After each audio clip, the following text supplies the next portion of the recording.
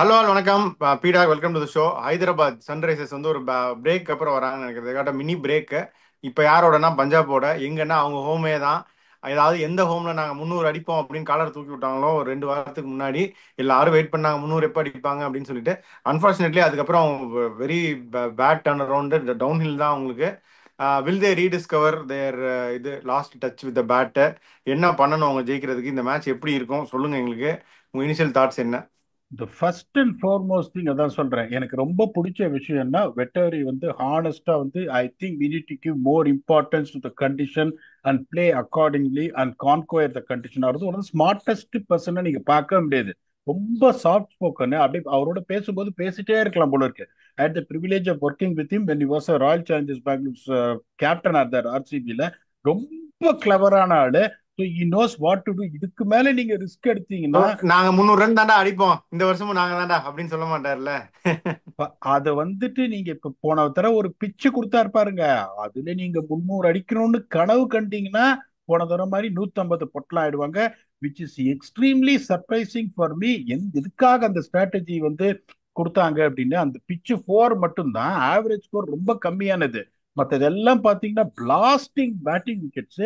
எதனால அந்த மாதிரி ஒரு பிச்சு கொடுத்துட்டாங்கன்னு I just really don't know honestly speaking. அதுதான் என்ன சொல்லணும். இப்ப 9 மேட்ச் இருக்கு சார். 9 மேட்ச்ல 7 ஜெயிச்சாங்கன்னா போறோம். 7 ஜெயிச்சா அவங்களுக்கு நெட் ரன் ரேட் வந்துருவாங்க. No team is last test. இதுக்கப்புறம் இதையும் தோத்து அதுக்கப்புறம் 8க்கு 7 ஜெயிப்பாங்கன்னா it's going to become difficult. So have to come back. They have to give them a true pitch. அதுல எந்த சந்தேகமும் கிடையாது. இப்போ உங்களுக்கு வந்து பஞ்சாப் கிங்ஸும் பாத்தீங்கன்னா பயங்கரமான ஹெவி வெயிட்டா இருக்காங்க. But you got to really understand. Okay, this is what I got to do. I am going to give. இப்ப இவங்களும் எப்படி சார் ஜெயிச்சிருக்காங்க? பேட்டிங்கை பம்பார்ட் பண்ணி தான் ஜெயிச்சிருக்காங்க. இவங்க திருப்பி நல்ல டீம் எடுத்திருக்காங்க போது they have to stick on to what they do. போன தடவை பாருங்க 152 அவங்க சும்மா 16.4 20 பால்ல சேஸ் பண்ணிட்டு போனாங்க. உங்களுக்கு என்னது pitch was so difficult to bat. இப்ப இங்க வந்து வின் ஃபேக்டர் அப்படின்னா ஃபர்ஸ்ட் இங்கேயும் வந்துட்டு பேட்டிங் 10 ஓவர், அதுக்கப்புறம் ஃபர்ஸ்ட் 6 ஓவர் பவர் பிளேல எந்த டீம் வந்து டோனை செட் பண்ணுதோ அதுதான் இம்பார்ட்டன்ட். அப்படிங்கும் போது உங்களுக்கு பாருங்க, இவங்க வந்துட்டு ஜிடி போலிங் வந்து 45 for 2 சன்ரைசர்ஸ். சன்ரைசர்ஸ் மாதிரி ஒரு டீமை நீங்க 45 for 2 ரெஸ்ட்ரிக்ட் பண்றீங்க. ஃபர்ஸ்ட் விக்கெட்ஸ் போச்சு. Second thing is the nature of the wicket which is not going to suit the style of play for them. அவங்க யோசிப்பாங்க, பயங்கர கடவுள் கஞ்சன் பேட்டிங் வச்சிருக்கானே, பேசாம ஸ்லோ பண்ணாங்கன்னா இவங்களோட ப்ராப்ளம் என்னன்னா இவங்களும் வந்து பெரிய ஸ்பின் பவுலிங் யூனிட் கிடையாது. அவங்களும் பெரிய ஸ்பின் பவுலிங் யூனிட் கிடையாது. ஏன்னா அவங்களும் ஹர்ப்ரீத் பிரார் ஆட மாட்டேன்றாங்க. சஹலி மேக்ஸ்வெல் வச்சு ஓட்டணும்னு பாக்குறாங்க. அந்த மாதிரி யோசிச்சா உங்களுக்கு பேக் ஃபயர் ஆயிடும். How they are going to you know. உங்க ஆசை நிறைவேறுமா? இங்கிலீஷ் உள்ள வருவாரா? சார் அது உள்ள அதாவது ஒன்னே ஒண்ணு எல்லாரும் புரிய மாட்டேன்றாங்கன்னா, நீங்க வந்து ஒரு இது கேட்டீங்க, ஒரு டெக்னிக்கல் பாயிண்ட் சொல்லுங்க அப்படின்னு ஒரு 2 மேட்ச் இது பண்ண உடனே and we reflected it on Priyansh Arya. We never said that is not good enough to be heard மாதிரி அனலிஸ்ட் வந்து பிடிக்கிறதுக்கு சான்ஸ் இருக்குன்னு சொன்னோம். Then people have started reacting saying that உங்களுக்கு இங்க நீங்க பிரியான்சாரியாவை பிடிக்கல. நமக்கு பிடிக்காதுன்னு எந்த பிளேயரும் கிடையாது. Let me be very honest. அடுத்த லெவலுக்கு அவர் போகணும்னா என்ன பண்ணும் அப்படின்னு தான் கேட்டோம். இப்போ அதாவது for him to excel consistently at IPL levels and to go to the next level, what is to be done அப்படிங்கிற ஆங்கில தான் நம்ம டிஸ்கஸ் பண்ணோம். சில விஷயங்கள் வந்து ஸ்டில் ஐம் நாட் கன்வின்ஸ்னு நான் சொன்னேன். ஏன்னா ரொம்ப அக்ராஸ் போய் ஷஃபிள் பண்ணி மடக்கி மடக்கி அடிக்க பாக்குறாரு. அது என்னன்னு நீங்க நினைக்கிறீங்க நான் கேட்டேன். So that he can improve and go to the next level. அதுதான் நம்ம லெவல் ஆஃப் டிஸ்கஷன் இருந்தது.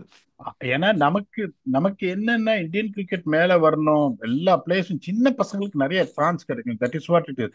இப்ப இங்கிலீஷ் வரணும்னா it has to be between one. ஏன்னா அவங்க அந்த இத காம்பினேஷனை சேஞ்ச் பண்ற மாதிரி எனக்கு தெரியல. They want to go with both Marco Jansen and Lockie Ferguson. Okay, அதனால either Maxwell or Stoinis. Maxwell நிறைய ஸ்டாய்னிஸோட போலிங் போடுறாரு. போனதுலேயே வந்து பிரேக் த்ரூ கொடுக்குறாருங்க போது it is difficult for them to warm Maxwell the bench. So ஸ்டாய்னிஸுக்கு போது எனக்கு தெரிஞ்சு இந்த மேட்சும் I think it will be a struggle for Inglis to play அப்படின்னு தான் நான் நினைக்கிறேன். என்னை பொறுத்த வரைக்கும் any day I will take him sir. ஏன்னா that is a fire power what he has got அதுல. ஸோ இப்போ இவங்களுக்கு Priyansh Arya opening combination settle ஆயிடுச்சுன்றதுனால that is going to be the problem. இப்போ பிரப்சிம்ரன் ஒரு மேட்ச் தான் அடிச்சார். பிரம்சிம் to be very frank. Prabhsimran எப்படின்னா அவரை நீங்க 14 மேட்ச் நீங்க ஆட இப்போ சொல்லி விட்டீங்கன்னோ, நாளைக்கு பிரப்சிம்ரன் அன்னைக்கு இப்படிதான் பிரியன் சரியா சொல்லுவாரு. சொல்லுங்களேன். ஹை ரிஸ்க் பிளேயர் 14 மேட்ச்ல நிறைய மேட்ச் ஃபெயில் ஆவாரு. பட் ஒரு சில மேட்ச் டென்ட் கிரியேட் பண்ணிடுவாரு. இப்ப ஒரே ஒரு பிரச்சனை என்னன்னா, டோட்டலா உங்களுக்கு வந்து ஸ்ரேயாஸ் ஐயரும் ஹை ரிஸ்க் கிரிக்கெட் தான் ஆடுறாரு. அதுல வந்து எந்த சந்தேகம், சஷாங்க் சிங் ஒருத்தர் தான் ரியாஸே நேல். நினைச்சாருன்னா ஒரு ஷார்ட் பேட் பண்ண முடியும். அவர் அப்படிதான் ஆட போறது. நேல் வதேராவும் ஹை ரிஸ்க் கிரிக்கெட் ஆடுறாரு, Maxwell high risk, Stoinis, Shashank Singh ஒருத்தர் தான் கரெக்டா வந்து பியூட்டிஃபுல்லா கன்வென்ஷனல் கிரிக்கெட் ஆடி ரன் அடிக்கணும்னு பாக்குறாரு. So I think that it unfortunately has to wait for a while. அதுல எந்த சந்தேகமும் கிடையாது. இன்னொன்னு பாத்தீங்கன்னா, Inglis is a good player of spin. ஒருவேளை ஸ்லோ பிச் கொடுத்தா there is a good chance he might come good. But எனக்கு தெரிஞ்சு அன்பார்ச்சுனேட்டா அது கஷ்டம். இந்த first 6 overs bowling in power play அப்படின்னு பாத்தீங்கன்னா, சன்ரைசர்ஸுக்கு வந்துட்டு உங்களுக்கு என்ன சொல்றது, bowling has always been something, they been bleeding runs like anything. அதுல எந்த சந்தேகமும் கிடையாது. எல்லா மேட்சுமே ரன் கொடுத்துருக்காங்க. அவங்க காம்பினேஷன் கண்ணா பின்னான்னு வேற மாத்துறாங்க. இப்ப இவங்களுக்குன்னு பாத்தீங்கன்னா, ஹர்ஷதீப் சிங், யாஷ் தாக்கூர், யாஷ் தாக்கூரும் பாத்தீங்கன்னா வந்து போன மேட்ச் கொஞ்சம் அடி வாங்கினாரு. ஹர்ஷதீப் சிங் அடி வாங்கிட்டாருன்னா இவங்க எப்படி யோசிக்கிறாங்க, மார்க்கோ என்சன் ஒரு 2 ஓவர் போடுறாரு, அவரு நல்லா போடுறாரு, அதுக்கப்புறம் மேக்ஸ்வெல் வச்சு ஒரு ஓவர் அப்படி ஓட்டிடணும் அப்படின்னு பாக்குறாங்க. ஸோ இப்ப பெருசா வந்து இந்த ஃபர்ஸ்ட் 6 ஓவர்ஸ் ஆஃப் பவர் பிளேல எதுவும் இல்ல. ஆனா இந்த 10 ஓவர்ஸ் பேட்டிங் அப்படின்னு நீங்க பாத்தீங்கன்னா, அன்பார்ச்சுனேட்லி உங்களுக்கு வந்துட்டு சன்ரைசர்ஸ் வந்து they got an explosive batting lineup. அதுல சந்தேகம் கிடையாது. கொஞ்சம் கான்பிடன்ஸ் கம்மியான மாதிரி இருக்கு. இப்ப இவங்க பாத்தீங்கன்னா அது கணக்கே இல்லை. இங்க இன்னும் ஹை ரிஸ்க் கிரிக்கெட் ஆடுறவங்க இருக்காங்க. இங்க இவங்க 10 ஓவர்ல 113 வர்றதுக்கும் சான்ஸ் இருக்கு. டப்புன்னு ஒரு 78 for 4 வரவும் சான்ஸ் இருக்கு. லைக் வாட் ஹேப்பன்ட் இந்த லாஸ்ட் கேம். அதனால வந்துட்டு எனக்கு no matter what Sunrisers is on a low, எனக்கு somewhere I feel that batting is going to click. Travis Head, Abhishek சர்மாலாம் ரொம்ப நாளா due. So I feel that it is going to be the day for him, followed by Ishan Kishan. அந்த edge கம்மியா இருக்கு. They will come up with true பிச்ன்றதுனால somehow I feel Sunrisers will go with the edge of 51-49. வாய்ப்பில்லை பீடா. Punjab Kings தான்றீங்களா?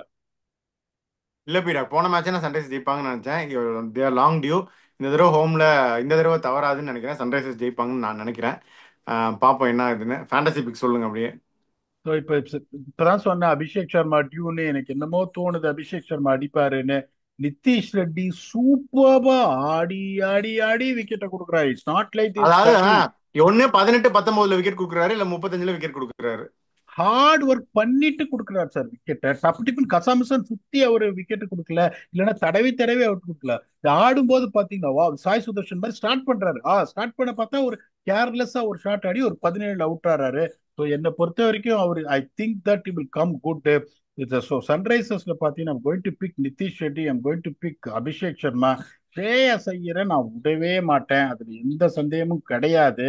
அதே மாதிரி Marco Jansen is சம்மோன் is going to be an absolute fantasy king.